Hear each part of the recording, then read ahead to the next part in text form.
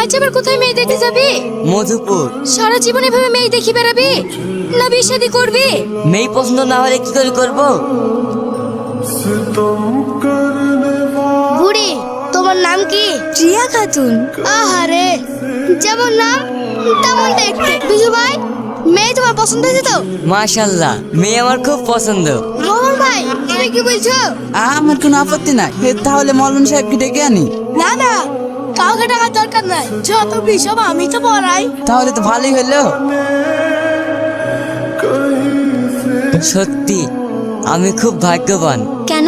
এর আগে আমি অনেক মেয়ে দেখেছি, তোমার মতো কাউকে ভালো লাগেনি। কেন জানো? শুধু তোমার এই রূপটা পাওয়ার জন্য। কিন্তু একটা কথা। না, আর কোনো কথা নেই। ওগো, অনেক বেলা হয়ে গিয়েছে, ওঠো।